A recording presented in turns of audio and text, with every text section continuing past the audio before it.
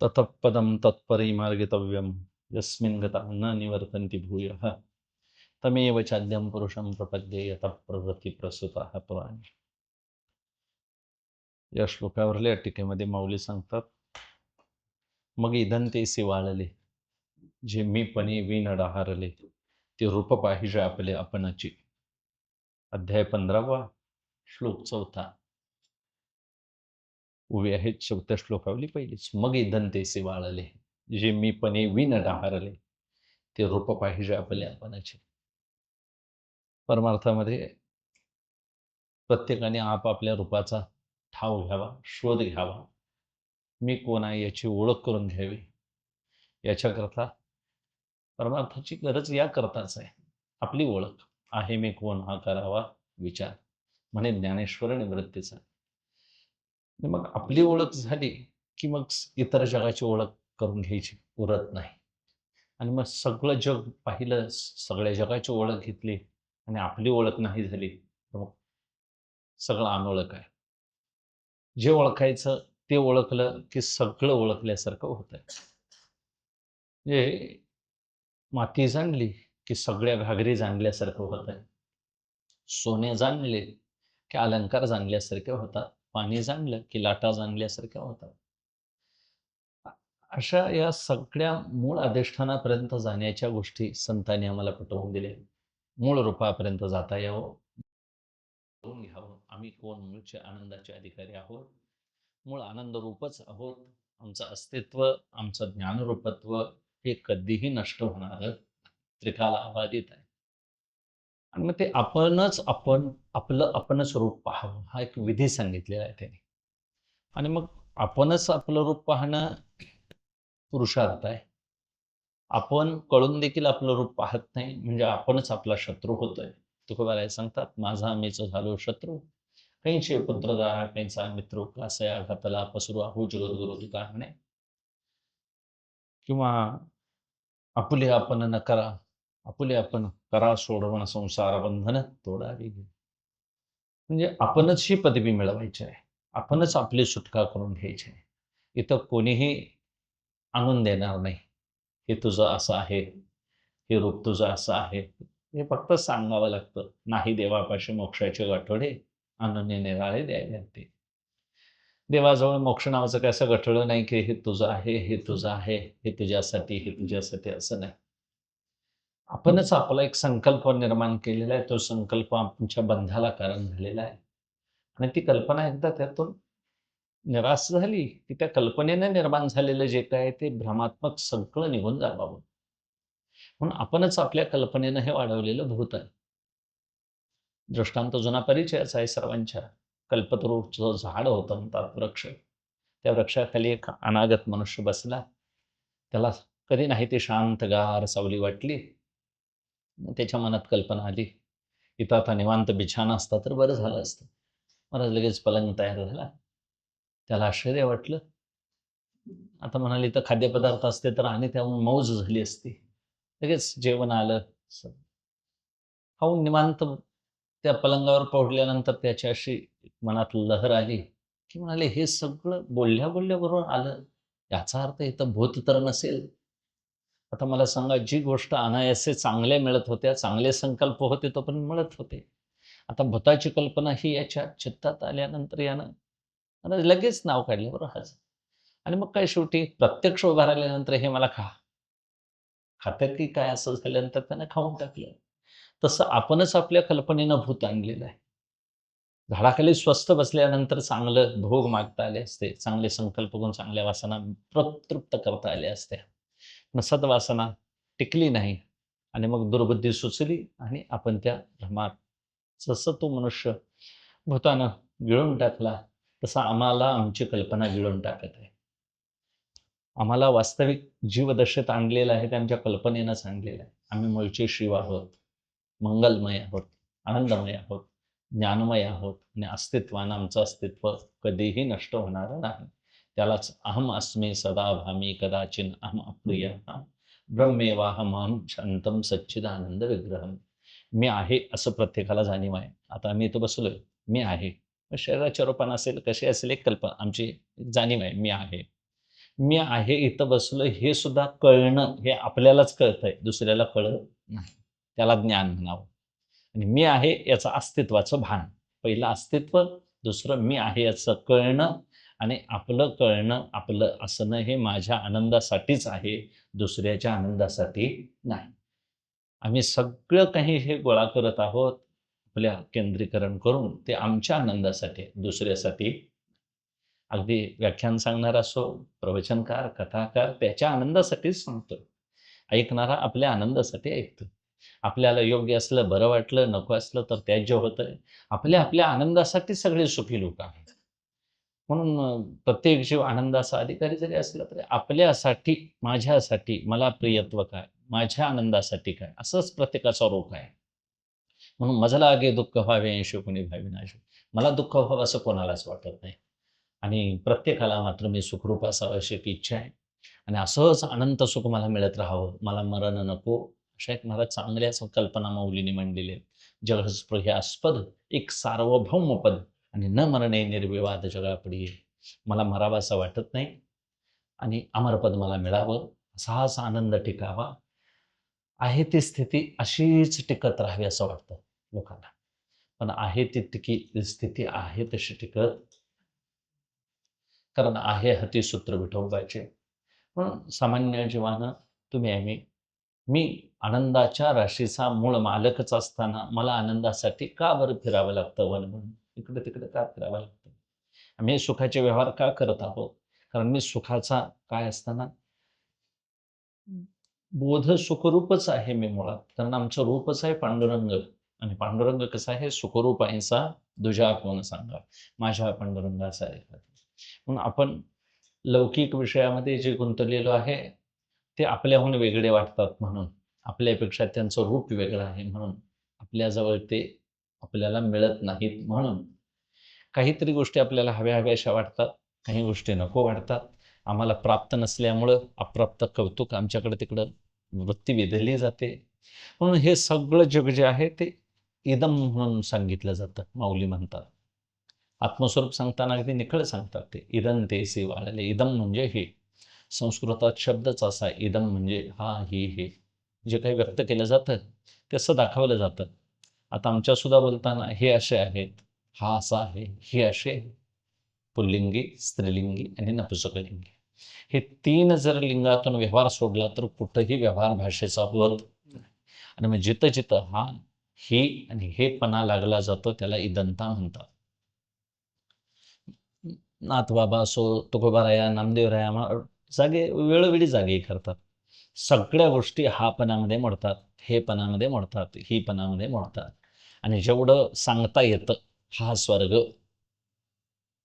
हे पाताळ, हा मृत्यूलोक, हा, ही, असं सांगितलं जातं. स्त्रियाविषयीही बोलतात. नपुंसका मनाविषयी हे बोललं जातं. आणि मग हा पुरुषाविषयी बोललं जातं.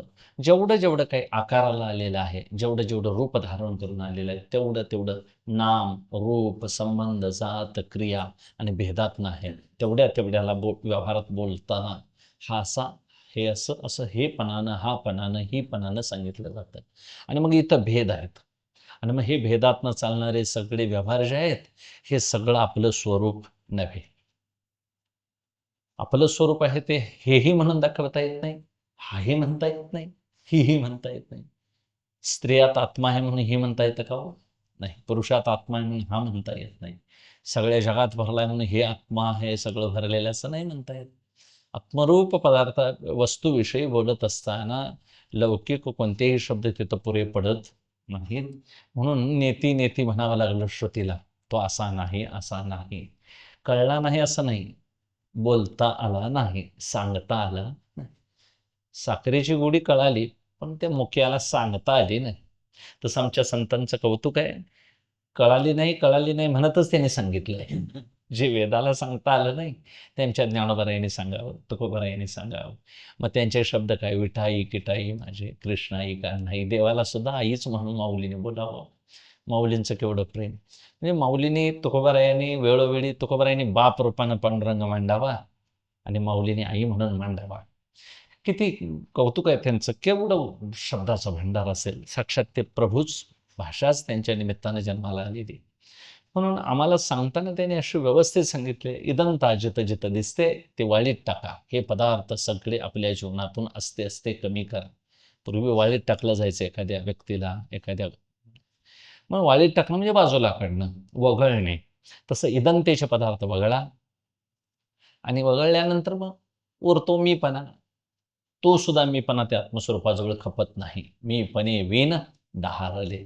डहारले म्हणजे डवरले. आत्मसंबंधाविषयी बोलताना, आत्मस्वरूपाविषयी बोलताना आत्मा हा आहे, असा आहे बोटानं दाखवता येत नाही. आत्म्याला मी आत्मा असंही म्हणून बोलून स्पष्ट करून सांगता येत नाही. आता तो मीपणाही त्या आत्मस्वरूपाजवळ खपत नाही, हा म्हणणेपणाही खपत नाही. असं आपलं एक रूप आहे, ते आपलं रूप आपणच पाहावं, हा विधी सांगितला. म्हणजे जे डोळ्यानं बघितलं जातं त्याच्याविषयी काहीतरी बोलता येतं, ज्याच्याविषयी अनुमान करता येतो त्याच्याविषयी काहीतरी बोलता येतं.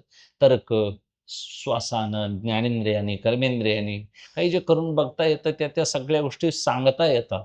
पण ज्या गोष्टीला नामरूप आकारच नाही, ज्या गोष्टीविषयी तर्क अनुमान करताच येत नाही, जाणी म्हणजे तनरेगे विचार मागुता पावली निगे तर्क आईने नेगे अंगी जयाच्या अर्जुना तया नाव ज्ञान.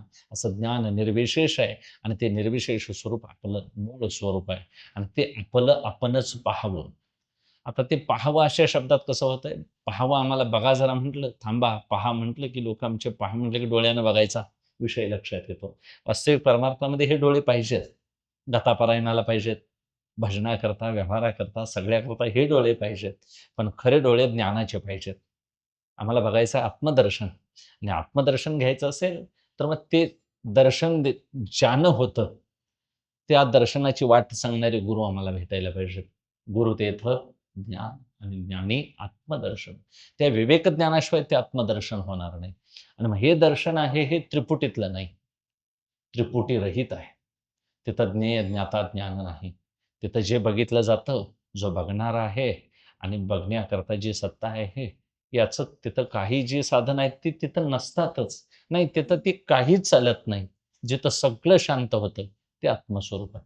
म्हणून तिथं ज्ञाता ज्ञान ज्ञेय, कर्ता कर्म क्रिया कोणत्याही त्रिपुटी उरत नाहीत, आणि आमचे सगळे व्यवहार त्रिपुटीशिवाय होत नाही. आम्हाला ज्ञान व्हायचं झालं व्यवहारातलं तर कशाचं ज्ञान, कोणाचं ज्ञान, किती ज्ञान, कोणाला झालं, कधी झालं, केव्हा, असं सांगावं लागतं. आत्मस्वरूपाविषयी कधी झालं, कोणाला झालं, काय झालं, काय काही बोलता येत नाही. म्हणून बोटानं दाखवता येत नाही. कसं बोटाने दाखवू मुला? मुक्ताई सांगते चांगदेवाना, की हे गुरुच्या मुला सांग कसं तुला बोटानं दाखवता येईल. त्याच्याकरता काय असं मी नाही. आणि मग उगाच टीका करावी लागते, सांगावं लागतं. पण तसं नाही ते.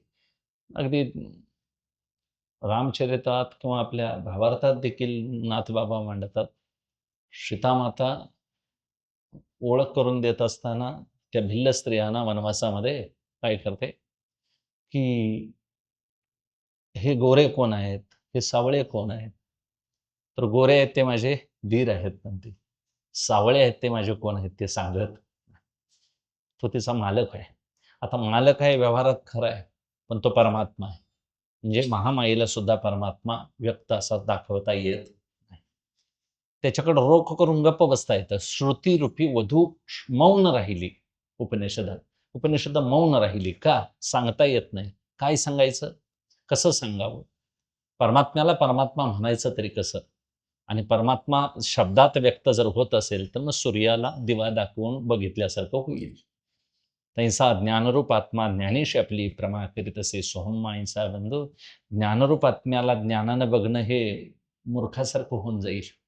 की ज्ञानोबाराय पुढे सांगतात, हे पाहणे ऐसे विरा जैसा न बोडलिया विहिरा आपली अवगमी झरा भरून थाके. एखादं पाणी लागायचं म्हणून आम्ही ज्यावेळी विहीर खणतो, त्यावेळी आम्ही जो व्यवहार करतो तो विहीर खोदायचा व्यवहार करायचा का पाणी मिळायचा व्यवहार करायचा? आपल्या हातात काय आहे? खड्डा मारता येईल का पाणी आणायचा व्यवहार करायचा? फक्त खड्डा मारता येईल. खड्डा मारण्यासारखी साधनं आहे. साधना करायची आहे ती फक्त उकरायचं आहे. पाणी मूळचंच आहे स्वयंभू. तसं मूळचं पाणी आहे, फक्त प्रतिबंध दूर करायचा. पाणी झाकलेलं आहे, शेवाळ बाजूला करायचं. दृष्टी आता आहे, फक्त वर आलेला सार पडदा घालवायचा आहे. उदकी झाली बाबुडी ते उदकाते जैशी झाकोडी, वायाचे आभाळे आकाश लोपे, सूर्याच्या आड आलेले ढग फक्त दूर झाले की सूर्य दिसतोच. तैसा आत्मदर्शनी आढळू असा विद्येचा जो मळू, तो शास्त्रनाशी येर निर्मळू मी प्रकाशी स्वयं. म्हणून शास्त्र काय करतील, संत काय करतील, तर एक स्पष्ट मार्ग सांगतील, असा आहे म्हणून. पण तिथून काम करायचं हे तुमचं ज्याचं त्याचं काम आहे साधकाचं. साधकानं आपणहून तिथं तयारी केली पाहिजे. आणि मग ती तयारी करताना अगदी जबाबदारीने प्रत्येक गोष्ट कळवून घेऊन केली पाहिजे. सवलत न देता, सूट न देता, प्रत्येक वेळ आणि वेळ, क्षणाने क्षण, क्षणाची करावा विचार तरावया पार भवसिंधू. म्हणून जेवढे जेवढे इदंतेचे पदार्थ आहेत, तेवढे तेवढे दुःख देणारे आहेत, गुंतवणारे आहेत, मोहात अडकणारे आहेत. मोहा ही मध्ये काय काय मोडतं, तर आत्मस्वरूपाच्या संबंधानं आम्हाला पहिला भ्रम झालेला आहे. देह मला मिळाला, माझा जो आहे तो देह म्हणजेच मी, अशी आमची पहिली कल्पना आहे. हा संशय आहे मोठा. आणि मग देह म्हणजे मी, ही जी कल्पना आहे, वास्तविक जे मीचं स्वरूप बघायला गेलं तर मी एवढा महाराज निर्विशेष आहे, तो ज्याच्याजवळ कशाचाही पत्ता लागत नाही. असं ते एक सत्सामान्य स्वरूप आहे देवाचं. त्याच्या ठिकाणी उपाधीचा कोणता बोलणं खपत नाही. तिथं काय खपल महाराज, कोणती उपाधी खपेल, त्याच्याविषयी बोलणं सुद्धा काही गोष्टीच्या चुकीच्या वाटतात. का, तर तो बोलणे ऐकणे या प्रांतातच येत नाही. आणि मग तो एक अनुभवाचा विषय आहे. अनुभव तरी कशाचा घ्यायचा, अनुभव रूपच व्हायचा आहे. अनुभव घेणारा वेगळा जर राहिला तर मग द्वैत राहिलं. म्हणून अनुभव रूप आम्हाला व्हायचं आहे. आणि सगळे संत असे अनुभव रूप झाले आणि आम्हाला त्यांनी हाच परमात्मा भक्तीच्या क्षेत्रातून, उपासनेच्या क्षेत्रातून आम्हाला मिळाला. म्हणून देहरूपानं आम्ही जे आमचं अस्तित्व आहे, मी म्हणतो हे भ्रमात्मक आहे, याला अध्यस्थ म्हणावं. खरं अहम आहे तो अधिष्ठान अहम वेगळा आहे, आत्मस्वरूप. त्याला मौली अतिशय सुंदर ओवी सांगतात, एरवी सर्वांच्या हृदय देशी मी अमुक आहे ऐंशी, जे बुद्धी स्फुर्या निश्चिती वस्तू मी. एरवी कायम मी आम्ही जे म्हणतोय तो मी म्हणजेच अहंकार, आणि अहंकार म्हणजे जीव. तुम्ही आम्ही जे शरीर मला सगळ्यांची जड आहे, फक्त ती चालताना हलताना दिसतात म्हणून जिवंत चित्र पळायला लागल्यासारखे दिसतात आम्हाला. शरीर चेतन अजिबात नाही, शरीर जडच आहे. फक्त त्या चैतन्याच्या प्रतिबिंबामुळं त्या चेतना इतकी त्याशी एकरूप झालेली आहे की ती चेतनाच त्या देहाबरोबर इतकी तादात्म्यानं फिरताना आपल्याला दिसते की मी जिवंत आहे, असं आम्हाला काय म्हटलं भ्रम झालाय. वास्तविक जिवंतपणा आहे तो आत्मस्वरूपाचा आहे. जिवंतपणा आहे तो आत्मस्वरूपाचा आहे. त्याच्यामुळे जीवदशा आलेली आहे. जीव शब्दामुळे जिवंत म्हणावं लागतं, नाहीतर मग जिवंत आहे तर कोण. म्हणून शरीर नाशवान आहे, काही काळापुरता आम्हाला मिळालेलं आहे. म्हणून त्यात फारसं गुंतून राहायचं नाही, ते वाळीत टाकता आलं पाहिजे. एक एक असा निराश करता आला पाहिजे. म्हणून आत्मस्वरूपावर असलेली ही महाराज टरफलच आहेत. शेंग काढायचे, फोडून खायचं झाले तर टरफल बाजूला काढावी लागतील. फलकट तो संसार म्हणतात ना, तसं फलकट फोलपट ही काढायला पाहिजेत आणि आतला सार गाभा तेवढा घेता आला पाहिजे. तसं आत्मस्वरूपाच्या दृष्टीनं देह पहिला भासतो आम्हाला. आणि मग हा दिसणारा देह अन्नमय कोश आहे. याला खाण्यापिण्याने वाढला जातो, याला एक मर्यादा आहे. हे काळाचं खाद्य आहे. याला काल, कर्म, गुण, हेतू आहेत. गुणानं बांधलेलं शरीर आहे.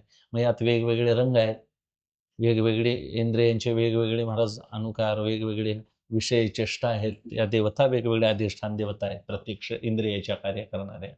आणि हे एकत्र येऊन असे एक सुंदर महाराज मानवी शरीर हे इतकं सुंदर देवानं निर्माण केलेलं आहे. यात विवेक बुद्धी भरलेली आहे. म्हणून मानवी शरीरासारखं दुर्लभ शरीर कुठलंच नाही. म्हणून आयुष्य मिळालेलं आहे.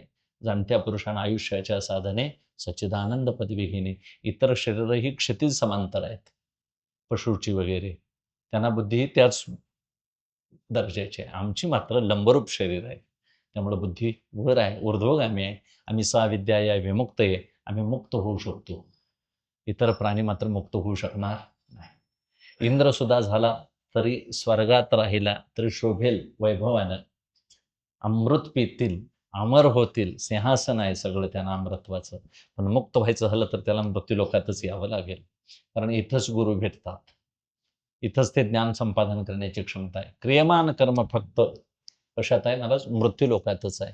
म्हणून इथं मिळालेलं शरीर माझं म्हणून व्यवहारात वापरायचं बरोबर आहे, पण फारसं त्या माईक व्यवहारात गुंतायचं नाही. म्हणून वाळीत टाकता आलं पाहिजे. इथं हे संपूर्णही टाकता येणं शक्य नाही आणि संपूर्ण माझं म्हणून भोगणंही शक्य नाही. म्हणून असते, असते, असते असा विचार करावा. इदंता कशी-कशी मला घालवता येईल? शरीर मला कसं-कसं माझं निराश करता येईल? तर हे मिळालेलं शरीर आहे, निकोप निरोगी राखायचं, याच्याकडून भजन करून घ्यायचं. कारण हे साधन आहे. साधन चांगलं वापरायचं आहे आम्हाला आणि साधनाला कधीही साध्याचा दर्जा द्यायचा नाही. म्हणजे साधनं जर डोक्यावर चढून बसलं, तर मग साधकानं साधना करायची कोणाची? गाडी चांगली आहे, आम्हाला फिरवायसाठी आणली आहे, बरोबर आहे.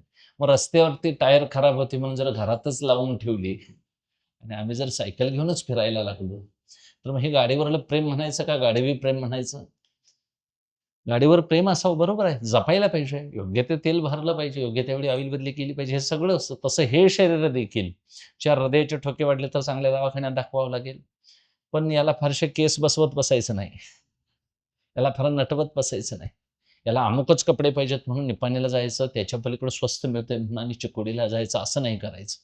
याला फक्त झाकायचं. धर्मशास्त्र सांगतं हे झाकून असावं. पाश्चिमात्य सांगतात उघडं करा शरीर. आमचं धर्मशास्त्र सांगतं झाका. झाकल्यानं वृद्धी आहे. झाकल्यानं वैभव वाढतं. उघडं ठेवून नाही वैभव वाढणार. उघडं केल्यानं पाप होईल. झाकल्यानं पुण्य होईल. झाकणारा संप्रदाय आपला आहे. त्याग आहे आमच्याकडं मोठा, पण भोगाचा नाही.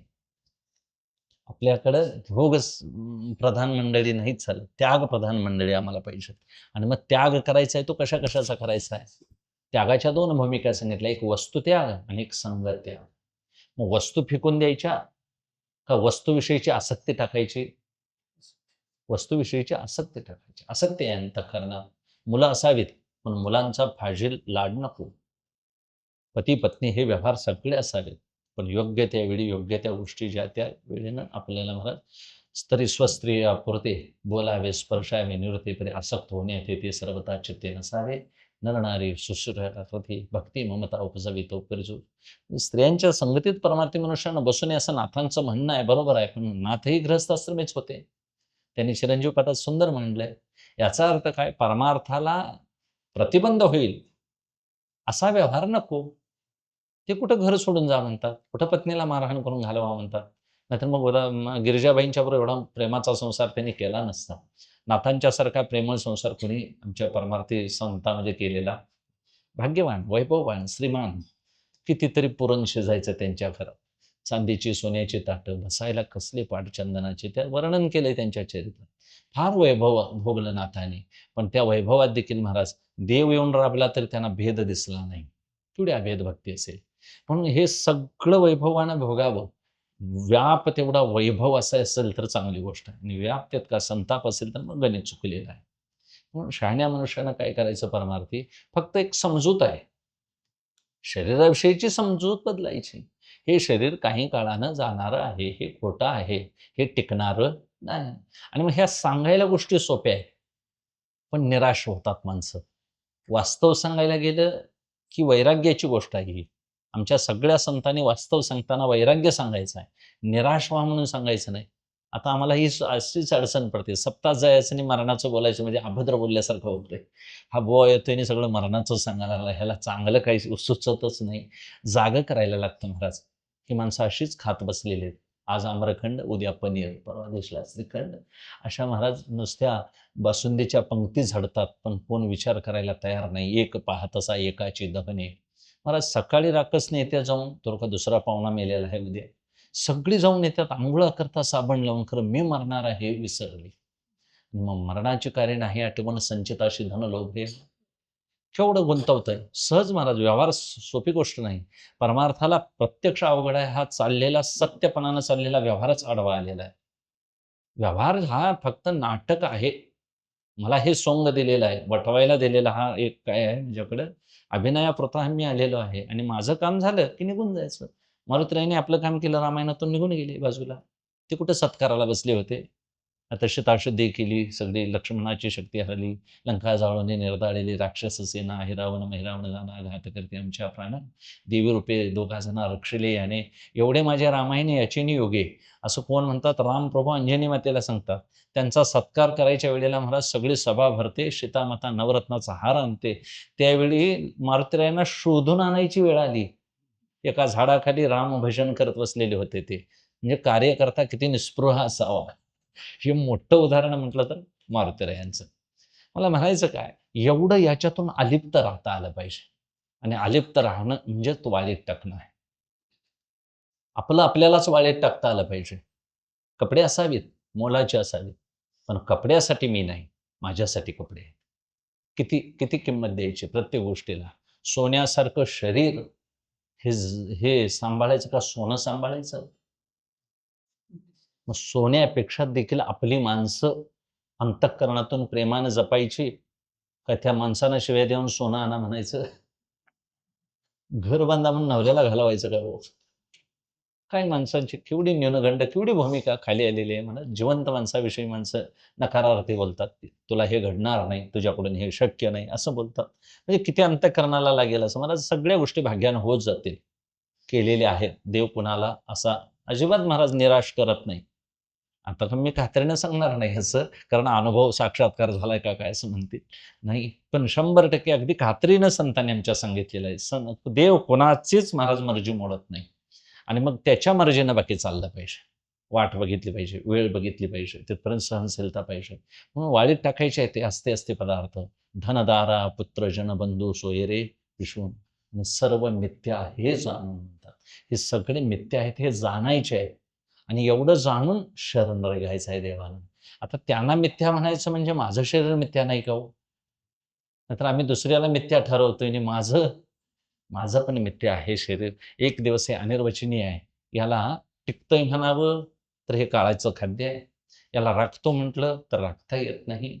आणि हे स्वभावता नाशवंत आहे. आश्रय नाश आहे, परता नाश आहे. म्हणून हे शेवटी अमर राहणारं नाही. माझं अस्तित्व अमर आहे ते आत्मस्वरूपाच्या दृष्टीने आहे. म्हणून आपणला बघायचं झालं तर आपण आत्मस्वरूपाच्या दृष्टीनं बघायचं. देहाच्या दृष्टीनं अस्तित्व बघायचं नाही. हे अस्तित्व एक काळाचं आहे, ठराविक काळाचं आहे. म्हणून अनेक जन्म आम्ही जे आलेलो आहे तो वासनात्मक सूक्ष्म शरीराने आलेलो आहोत. म्हणून स्थूल शरीर एक दिवस जाईल. त्याला व्यवहारात फिरवणारं एक सूक्ष्म शरीर आहे. कायमस्वरूपी किती वेळा जन्मा यावे, किती व्हावे. आणि मग सारखं जन्माला आणणारं एक सूक्ष्म शरीर आहे, त्याला मन म्हणतात. आणि ते मनच असते आम्हाला काय करावं लागेल? मनाला सशक्त बनवावं लागेल. त्या मनामध्ये असे चांगले संस्कार बसवावे लागतील. वासना, सद्वासना बसवाव्या लागतील. कारण मनुराजा एक देहपुरी असे नांदत होते, अशी दोघी नारी. एक सद्वासना, एक सद्बुद्धी म्हणा, एक दुर्बुद्धी म्हणा, कुबुद्धी म्हणा. सद्बुद्धी जर आम्ही त्यात वापरली तर मला सत्कर्म केलं तर पुण्यकर्म होईल. जमलं तर आम्ही देव होऊ. थोडंसं आम्ही जर पुण्य वाढलं तर इंद्रादिक देव सुद्धा होऊ शकतो. पाप केलं तर आम्ही अधोगतीला सुद्धा जाऊ शकतो. समान पाप पुण्य आहे म्हणून मृत्यू लोकात आलोय. मग समान पाप पुण्य काय? आम्हाला देवही म्हणत नाहीत आणि पापीही म्हणत नाहीत. माणूस म्हणून आम्ही जन्माला आलेलो आहे. मग आम्हाला उत्थान करायचं झालं तर फार काय करता येईल? इंद्रादिक देव, ब्रह्मादिक देव होता येतील. पण एक ठराविक टप्पा आहे तो.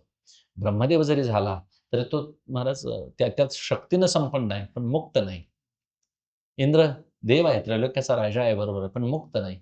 आम्हाला मात्र मुक्त होता येतं. आणि हे सगळ्यापेक्षा मोठा लाभ आहे, फायदा आहे इथला, की हा खरा लाभ आहे आणि हा संतांनी हा आम्हाला पटवून दिलेला आहे. म्हणजे लाभ काय आहे? तर जन्म मरणाचं सगळ्यात मोठं दुःख आहे हे इंद्रादी देवांना देखील कळणं दुर्मिळ आहे. ब्रह्मदेवाला देखील जन्माला येणं आणि मरणं हे दुःख कळणं फार अवघड आहे. संतांनाच हे कळणं शक्य आहे. आम्ही दुःख निवारण करतोय, पण त्याच्या पोटातलं करतोय, आतलं. जन्म मरणाचं नाही. सकारण सगळ्याचा त्याग व्हायचा झाला तर अज्ञान निवारण झालं पाहिजे. जन्म मरणाचे आतले दुःख काय? एक रोगराईचं आहे दुःख, एक देहनिर्वाहाचं दुःख. फार आम्ही आता कीर्तनाला, प्रवचनाला जरी बसलो तरी मनात वासना हीच आहे महाराज. मुक्त व्हावं असं वाटत नाही, श्रीमंत व्हावंच असं वाटतंय. खरं सांगायला काय हरकत नाही. खरं आहे ती अडचण हीच. मग आता श्रीमंत होणं हे गोष्ट प्रारब्ध अधीन आहे का ईश्वराच्या हातात आहे? मग प्रारब्ध हे माझं मीच निर्माण केले का देवानं मला अ, गरीब ठेवलंय? ज्याचं त्याचंच प्रारब्ध आहे. आणि मग ज्याचं त्याचं प्रारब्ध जर पूर्वकर्मात बाजारला जाऊन सगळी कारलीच आणली असली, तर वांग्याची भाजी कर कसं म्हणणार आम्ही घरात? पण आणलीच नाहीच ती सगळी. मग पहिलं आम्ही करताना चुकीचं करत आलेलो आहे. वासनेनं. गोड दिसलं खावा. चांगल्या गोष्टी दिसल्या हिसकावून घ्या. तशा मिळत नसतील पाप करा. पाप करत, करत, करत महाराज इतक्या वासना वाढत आल्या आणि मग पैशाविषयीचा लोभ, रुपयाविषयीचा लोभ, अनेक गोष्टी सोन्या-नाण्याविषयीचा, जमिनीविषयीचा लोभ, दुर्योधनाचा केवढा लोभ होता, रावणाचा केवढा लोभ होता. ही विकृतीच होती महाराज एक पद्धतीची. आणि मग ही मोठी-मोठी उदाहरणं बघितली की असं कळून येतं, की ही सगळी गोळा करणारी मंडळी त्यांचा शेवट बघितला तर दुःखदायक आहे. मग भले देवाला येऊन मारावं लागेना का, पण शेवट आहे. आणि ज्यांनी सोडलं त्यांची चरित्र झाली. विदुरांचं चरित्र सांगतात. विदुर भाऊ आहेत. दुर्योधन सांगतात, "तू काका आहेस आमचा, खरं घरचं खाऊन आमच्या विरोधात बोलतोस." गंगेच्या काठाला आश्रम बांधून 12 वर्ष नामस्मरण करत राहिले. तिथूनच महाराज तीर्थयात्रेला गेले. परत धृतराष्ट्राच्या वाड्याकडं आले नाही. बिभीषण रावणानं छातीवर लाथ मारल्यानंतर निघून जे गेले, ते गेले. रावणापेक्षा चरित्राचं सगळ्यात गोड चरित्र म्हणून कोणाचं नाव घेतात? बिभीषणांचं. बरं लंका नको असताना देवानं दिली. देव देऊ शकतो. म्हणजे न मागणाऱ्याला देव द्यायला तयार आहे. मागण्याची आस पाहे मुखाकडे चिंतिल्या रोकडे म्हणून. आणि मग त्याग करणाऱ्याचं चरित्र आहे. म्हणून आम्हाला असते देहादिकांचा त्याग करता आला पाहिजे. आता तो देह काळाचं खाद्य आहे, एक पटवून घ्यायचं. अनित्य आहे, टिकणार नाही, नाशवान आहे. म्हणून फारसं यात रंगवत, रमत बसायचं नाही. तेवढा वेळ आम्हाला साधनेला मिळावा. महाराज मुक्ताईने, जनाईने केवढा वेळ घातला असेल शरीरासाठी. स्नान केलं असेल, कपडा लत्ता आपल्यापुरता आणि मग इतर गोष्टी कुठल्या आरसाच नसेल त्या काळात. चेहरा बघायचाच कुठं सांगा अशी अडचण आहे. आमच्या जोग महाराजांनी आरसा बघितलाच नाही महाराज. आम्ही आरशाशिवाय पटका बांधतच नाही. या देहावर प्रेम होते म्हणून परत आपला चेहरा बघू नये. दशरथ राजाने एकदा आरसा पाहिला, केस पिकलेला दिसला. शहाणे होते, विरक्त होते म्हणून उद्या रामाला बसवतो म्हणाले आणि आज मी सोडतो.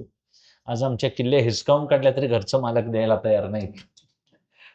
आता एका सामान्य कुटुंब म्हणजे रेशनवर जगणाऱ्याची सत्ता घरचा मालक आम्हाला सोडायला तयार नाही आणि तो अखंड अयोध्येचं राज्य मुलाला द्यायला तयार झाला.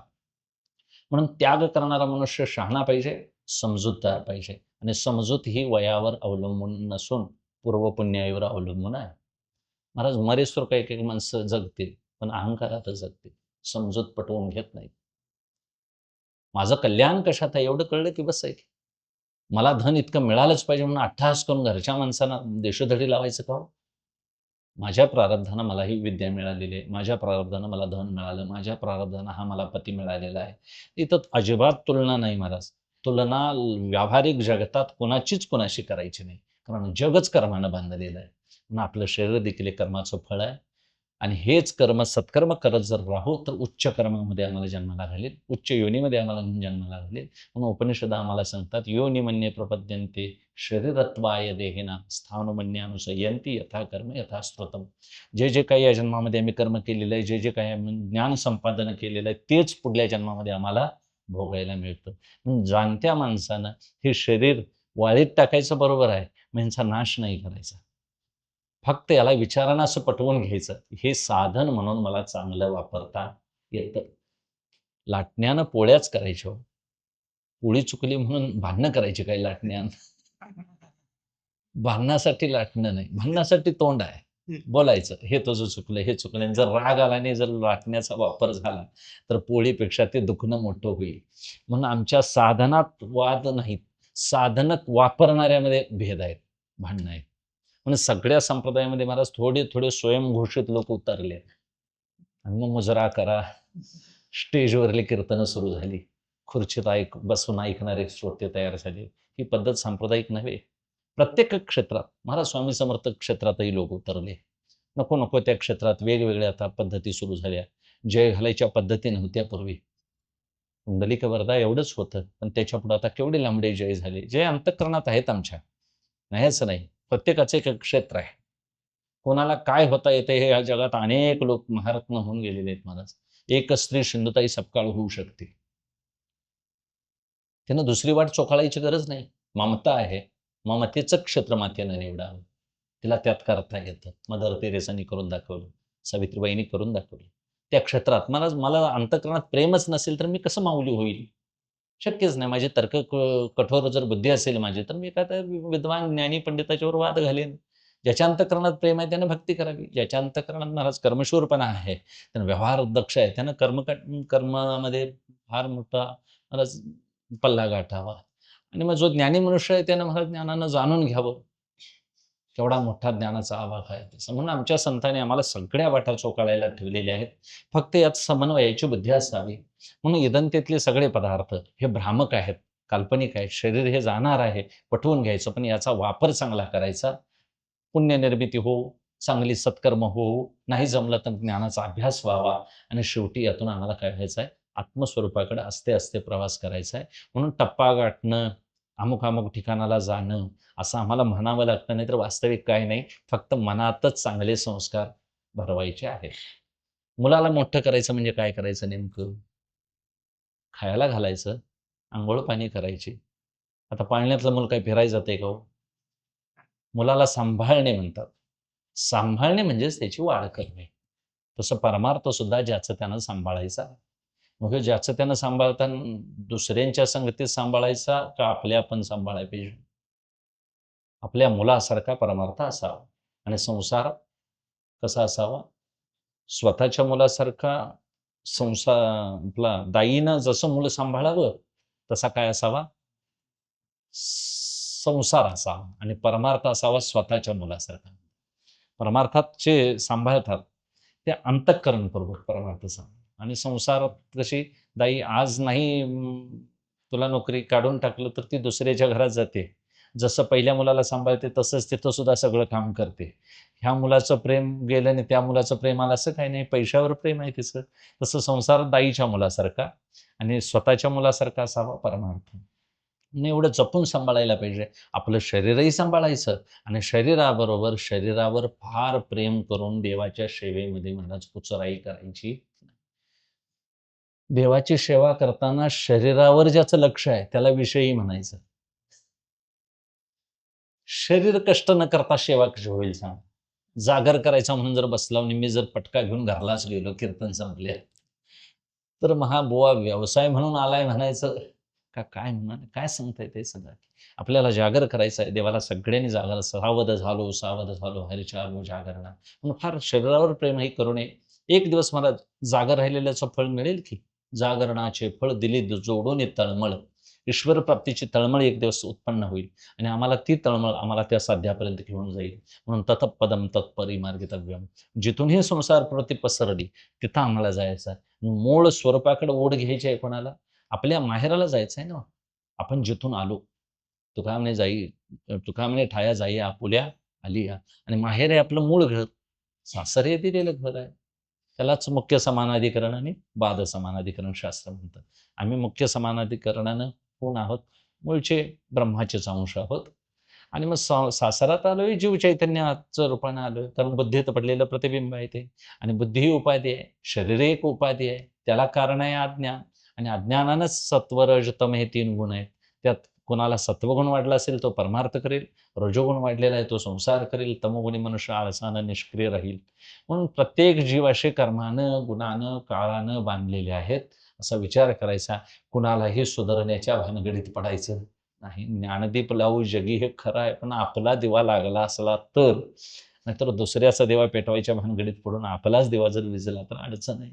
ते संतांनी म्हणावं, नाचू कीर्तनाचे रंगी. हे त्यांचं नाचणं देह तादात्म्य सोडून आहे. आमचं देह तादात्म्य असताना आहे. देह विसरता आला पाहिजे. म्हणून देह तादात्म्यवान जीवाची सेवा वेगळी आणि देह तादात्म्यरहित जीवाची सेवा वेगळी. संतांची सेवा ही देहावर नाही महाराज. देह त्यांच्या आठवणीतच नाही. देह पडो या कीर्तनी विठ्ठल नाम संकीर्तनी. देह जावो अथवा राहो पांडुरंगी दृढ भावो. कबीरजी म्हणतात चमडा जाने कुत्ता जाने. मीराबाई म्हणते हे शरीर मिळालंय हरिभजनासाठी वापरायचं. कुठली राजकन्या आहे, कोण मीरा, मला माहिती नाही म्हणते. मी त्याचा वापर हरिभजनासाठी करते. मग अपने मंदिर मग बैठ कर गीता भागवत वाचून घे. त्यावेळी का त्यांना मग पदवी परीक्षा देता आल्या नसत्या. राजकन्या होत्या. शिकायला गेल्या असत्या परदेशात कुठंतरी. नाही गेल्या. कारण खरी परीक्षा आहे. पांडुरंग परमात्म्याच्या दरबारात आपल्याला योग्यता मिळाली पाहिजे. आम्ही विठोबाचे दास आहोत. धन्य आम्ही जन्म आलो दास विठोबाचे झालो. म्हणून दास्यत्व स्वीकारायचं आहे तर ते इदंतेतलं नाही. लौकिकात दास पुष्कळ होतात. लौकिकातली विद्या पोट भरण्याची आहे, प्रतिष्ठेची आहे, चांगली आहे, शिकली पाहिजे, बरोबर आहे. पण ती विद्या तुम्हाला तारणारी नाही, भोग वाढवणारी आहे. भूक भागवणारी विद्या वेगळी आणि भुकेचा नुसता आभास निर्माण करणारी विद्या वेगळी. काही पदार्थ असे आहेत, भूक भागली असं वाटतं, पण नंतर भूक लागते. आणि काही पदार्थ असे आहेत, की ते तुम्हाला सशक्त बनवणारे आहेत. तसे असता असते परमार्थात देखील असं ज्ञानकांडात महाराज असते. कळालं, की एकदा कळायला सुरुवात झाली, की संतांची मनोगत सुरुवात होतं. अभंग समोर आला, की तुकोबारायांना काय म्हणायचं आहे, ज्ञानोबारायांना काय म्हणायचं आहे, कळत जातं. आणि मग कळाल्यानंतर त्यांनी जे सांगितलंय, ते मला करायला पाहिजे अशी जबाबदारी येते. आणि जबाबदारीनं उतरलेला मनुष्य महाराज मग घड्याळ लावावं लागत नाही. 4ला उठ म्हणावं लागत नाही. अलार्म लावून झोपतात ते बेजबाबदार. जबाबदार माणसांना महाराज जबाबदारीच उठवते. कितीला उठायचं ते ते त्यांचं डोक्यातच घड्याळ बसलेलं असतं. मला 4ला उठलं पाहिजे. मला शेतकरी किती जागे असतात पाणी पाजायला. खरंच आहे ते. त्याशिवाय अन्नधान्य पिकणं शक्य नाही. म्हणजे एवढं मन लावून जर एखादं कार्य करत असेल, मग एखादा मनुष्य निष्ठेनं, सातत्यानं, प्रामाणिकपणानं जर काम करत असेल, तर तो भले वारकरी असो नसो, त्याला फळे मिळणारच. कारण त्यानं केलेली ती सेवा आहे. तशी आम्ही देखील साधना करताना खरंच एखाद्या साधकानं असं तयार व्हावं, की उदास राहता आलं पाहिजे. कोणाची अपेक्षा धरायची नाही. येईल काय? मला हे न प्रहस्येत प्रियम, नोद्विजेत प्राप्यच्या प्रियम. एखादी गोष्ट आनंदाची झाली म्हणून हर्षित झाला, एखादी गोष्ट वाईट झाली म्हणून रडायला लागला, असं नाही म्हणणार. मला सगळ्याच गोष्टी काय चंद्रग्रहण ठराविक काळापुरतं असतं, सूर्यग्रहण ठराविक काळापुरतं असतं. तेवढा काळ निघून गेला की पुढं चांगला रस्ता असतोय. कच्चा रस्ता काय 20 किलोमीटर नसतोय. तेवढा असतोय पुलापुरता, तिथून चांगला रस्ता असतोय. म्हणून आपण देखील काही अडचणी आल्या तर परीक्षा आहे, कस बघायला म्हणायचा देव. आणि देव जरा ओढून बघतोय, की बाबा हे मार्ग बदलतंय काय? महाराज तुकोबारायांच्या दारात त्यांनी ती नायिका कोण पाठवली म्हणतात त्या काळात. नाचणारी स्त्री आली त्यांच्या दारात, परावी नारी रखुमाई समान. तुकोबारायांची परीक्षा संसार बघतो, देव बघतात. छत्रपती आले नजराणा घेऊन.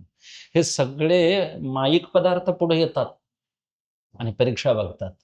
आणि मग यातून पास होणं इतकं सोपं आहे का हो?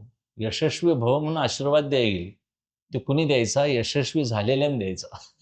ही नापास झालेली म्हणायचं तू चांगले मार्क काढ. आता कसला आशीर्वाद म्हणायचा हो? ज्याला पुस्तकच माहिती नाही त्यानं म्हणायचं चांगला शिक हां. आणि ह्यो शिकायच्या टाईमाला आई-बाबांनी सांगितलं त्यावेळी शिकला नाही.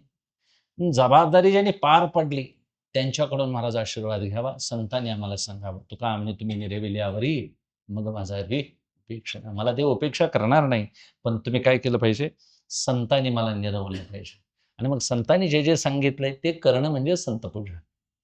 दुसरं काही नाही. "घनतेसी वाळलेले" म्हणतात, हे पदार्थ सगळे असते काय करावे लागतील? वाळीत टाकावे लागतील. म्हणून घर, समाज, ह्या कौटुंबिक समस्या ह्या अशा राहतीलच महाराज. यातून आपण एक आपल्यासाठी म्हणून एक मार्ग काढायचा.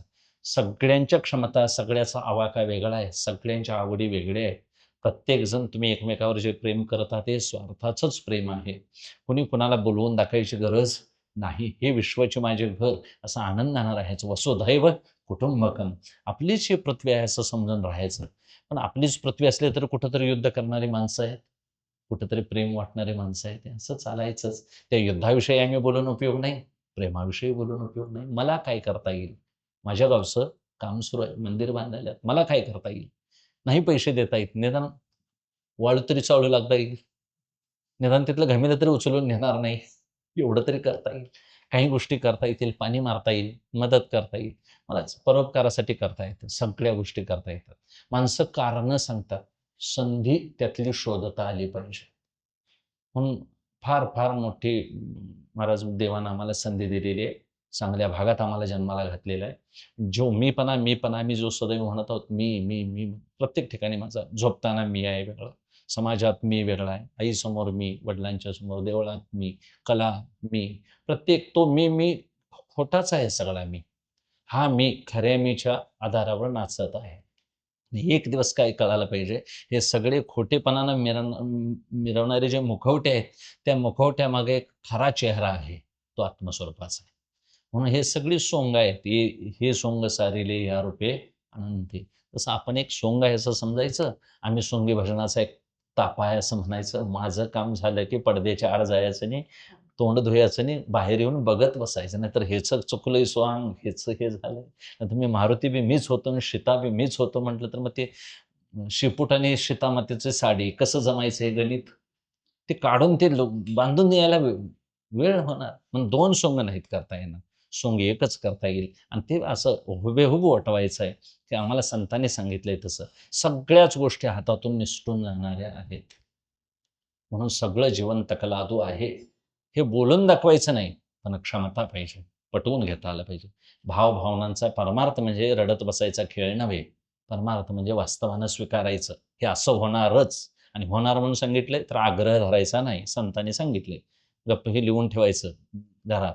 हे हे नाशवंत आहे, जाणार आहे. हे काळाचं खाद्य आहे, धन कुबेराचं आहे. फक्त आपल्यापुरतं घ्यायचं, वापरायचं, घर बांधायचं, लग्न फराळ करायची, आनंदाचे व्यवहार करायचे, त्यात फारसं रमायचं, रंगायचं, तेवढ्यापुरतं हात वर करून नाचायचं, पण कायम नाचत फिरायचं. हे सगळे आनंदाचे व्यवहारच आहेत महाराज. का करायचे? लोकसंग्रह म्हणून करायचे. जसा संसाराचा आनंद व्यवहार आहे, तसा हा कीर्तन, प्रवचन, व्याख्यान हे आनंदाचे व्यवहारच आहेत महाराज. खरा आनंद तुम्ही शांत बसल्याशिवाय सुरू होणं शक्य आहे. एकांताशिवाय नाही. विविक्त सेवी लग्भासी यत्वा काय मानसा. कशाला समाजात जगरूढीसाठी घातला दुकान जातो नारायण अंतरुणी. हे कशाला जगाचं दुकान? मला पाहिजे तेवढा माल आणला म्हणजे झालं. कशाला दुकान घालून बसायचं? मग निपाणीसनं माल आणायला पाहिजे. सकाळी उठून संध्याकाळपर्यंत दुकानात बसायला पाहिजे. उधार न देता रोख खरेदी झाली पाहिजे. मग मालात ते आपल्याला फायदा मिळाला पाहिजे. मग हिशेब करत बसायचं. त्याच्यापेक्षा दुकानच नाही घातलेलं बरं. तसं आपण प्रत्येक क्षेत्रातला दुकानदारीचा व्यवसाय मात्र बंद करूया.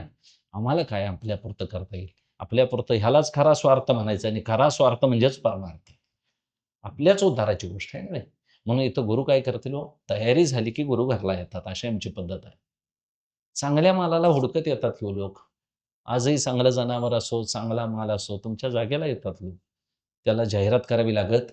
तसंच श्रीगुरु तो आपैसा भेटायची की श्रीगुरु तयारीची माणसं म्हणून पूर्वतयारी झाली की आपलं काम होऊन जाईल. म्हणून मीपणा आहे तो असते असते. मीपणाही तिथं टिकत नाही. का आत्मस्वरूपच एकटं असं निवांत आहे. त्याच्याच स्वरूपावर हे सगळं मीपणा आमचा डहारलाय, डवरलाय आणि मग तो मीपणाही निघून जा बाबा आणि हापणा ह्या जगतातले सगळे उपाधिगत पदार्थ निघून जावावे आणि मग उरतं ते माझं निखळ स्वरूप. ते ते रूप पाहिजे आपले आपणचे. मग ते आपलं रूप आपणालाच कसं अनुभवाला येईल? तर ज्ञानोबा सांगतात, डोळ्यानं जसा आरसा समोर घेऊन आपलं रूप बघावं असं बघायचं नाही हे. हे बघायचं कसं आहे तर अनुभूती घ्यायची ज्याची त्यानं. मी ईश्वरच आहे. जीव ईश्वराचा अंश आहे आणि मग मी ब्रह्मरूपच आहे. त्याला सोहम साधना म्हणतात. त्यालाच तत्वमसी म्हणतात. तत्व म्हणजे तेच ब्रह्म मी आहे, असं ज्ञानानं आपल्याला कळून येईल. त्याच्यासाठी श्रीगुरूंची गरज आहे आणि श्रीगुरूंच्या साहाय्यानं हळूवार चित्त झालेल्या साधकानं असते असते विषय वासनांचा त्याग, बुद्धिमंदपणाचा दोष घालवायचा, कुतर्क सगळे टाकून द्यायचे, संशय सगळे घालवायचे आणि असते असते असंभावना, विपरीत भावना घालवल्यानंतर श्रीगुरूंनी सांगितलेला बोध चित्तात धरून अगदी निवांत ती ध्यान, अनुसंधान सदैव करत राहायचं आणि त्याच्या जोडीला महाराज हे दोष सगळे जाण्यासाठी नामचिंतन करावं लागेल. म्हणून नामचिंतनाशिवाय महाराज ही प्रक्रिया सुलभ होणं शक्य नाही. म्हणून ते सांगतात एवढं मोठं पद, आत्मपदाचा राजा आहोत आम्ही आणि तिथपर्यंत जाण्याकरता हे सगळे आडवे अडसर. हे अडसर दूर करणं, वाळीत टाकणं आणि याच्यापासून दूर राहणं हे साधकाचं काम आहे. म्हणून अगदी स्वतंत्र स्वतः एक आचारसंहिताच बनवायची, वेळापत्रकच बनवायचं. माझ्यासाठी काय? मला काय करता येईल? घरची कामं करायचीच निवांत. कोणाला महाराज ढकलाढकल करायची नाही, कोणाचं मन मोडायचं नाही. पण मला त्यातून माझ्यासाठी वेळ देता आला. शरीर निरोगी राखायचं, खानपान योग्य त्या धार्मिक पद्धतीनं शाकाहारी राहता आलं पाहिजे. कपडे वगैरे ह्या सगळ्या गोष्टी धर्मशास्त्रानं काळी निळी ही नको ती कपडे घालत फिरू नये, बसू नये. का त्याने म्हटलेलं आहे? चित्तवृत्ती तशी बदलत राहते. विक्षेपित होते चित्तवृत्ती. लगेच नजर महाराज त्या आकर्षक पदार्थाकडे धावते आणि मग नजर अशी डोळे किती फिरत राहायचे बघा. सगळीकडे हे जग असंच आहे. रंग 7 असतील तर किती किती पद्धतीची चित्र निर्माण झाली बघा. काढणाऱ्याच्याच त्या कलाकाराच्या हातातले सगळे भावभावना प्रकट होत गेल्या. हे विश्व कधीही संपणारं नाही. असं महाराज हे अनंत काळापासून चालत आलेलं आहे. म्हणून संसार ही प्रवृत्ती कधीही समाप्त न होणारी अशी गोष्ट आहे. आणि परमार्थ मात्र करून संपतो. तो वाक्य अगदी चोखंदळ, स्वच्छ कळवून घेऊन श्रीगुरूंच्या सान्निध्यात बसून अगदी निश्चय करायचे, ते तडीलाच न्यायचे. देह म्हणजे मी नव्हे आणि मी म्हणतोय तोही मी खरा नव्हे. त्या देहाला अधिष्ठान आणि त्या मीला अधिष्ठान असलेला जो अधिष्ठान मुख्य मी आहे, तो खरं माझं रूप आहे. आणि ते डोळे झाकूनही बघता येत नाही, डोळे उघडं ठेवूनही बघता येत नाही. अनुभवाची गोष्ट आहे. राम म्हणता रामच होईचे, पदी वैसोनी पदवी घ्यायचे. 80 सुखवचने आहे विश्वास अनुभवे. विश्वास ठेवून बसला. आता थोर मनुष्य तोच गुरुनं सांगितलेलं वचन गिळून बसतो तो. आता गुरुने हे सांगितलंय, ह्या गुरुन ते सांगितलंय, मी इकडं जाऊन आलो, ह्या मठात गेलो, त्या शाळेत गेलो. मला नुसत्या शेतीशाळाच आयोजित करायच्या काय, थोडं 20 गुंठ करायला पाहिजे रान. त्या प्रयत्नानं केलं पाहिजे. तसं आम्ही एक दिवस करूया.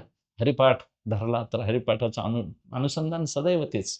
हरिपाठी गेले ते निवांत चिठिले. का बरं म्हटलं असेल? चिंतन व्हायलाच पाहिजे. हरीचे चिंतन सर्व काळ. आणि मग पवित्र होतंय त्या नामाने ही साधना. ज्ञानोबा महात्मा आमच्यासाठी जे अभंग लिहीत असतील, पुण्य आहे त्यांचं आमच्या पाठून. म्हणेल त्याला मुक्त करण्याचं सामर्थ्य आहे. पण म्हणणाऱ्याचा विश्वास नाही. विश्वास वाढू दे, श्रद्धा वाढावी. सप्ताहाच्या निमित्तानं महाराज पांडुरंग परमात्म्यानं कृपा करावी. असते अंतःकरण निखळ करणं. अंतःकरण शुद्धीसाठीच परमार्थाची खरी गरज आहे. आमच्याकडून असा शुद्धीचा परमार्थ व्हावा. देव आपल्याहून आपण आत येऊन बसायला तयार आहे. देवानं निवांत महाराज बसण्याकरता आपली जागा स्वच्छ केली, की कोणी महाराज किती निवांत जागा आहे माणूस म्हणतं. निदान लोटून टाकलं तर जागा किती स्वच्छ आहे माणूस म्हणतो. आणि मग कसं तरी अजागळ राहिलं तर मग कोण बसायला तयार होत नाही. तसं देव बसण्याची जागा अंतःकरण पवित्र करूया. त्याच्यासाठी साधना इदंता चित्तातून काढून टाकायची. पदार्थ असू देत, पण हे पाहिजे अशी भावना मात्र आता नको. मीपणा मिरवायचा सोडून द्यायचा. खरा मी मात्र वेगळा आहे असं जाणून घ्यायचं. आणि हे सोंग म्हणून फक्त व्यवहार करायचे. यात फारसं अडकून राहायचं नाही. असा मोलाचा उपदेश माऊली आम्हाला करतात. ते रूप पाहिजे आपले आपणची झालेली शिवाय पांडुरंग परमात्म्याच्या चरणी अर्पण करून सेवेला विराम देतो. पुंडलिक वरदास विठ्ठल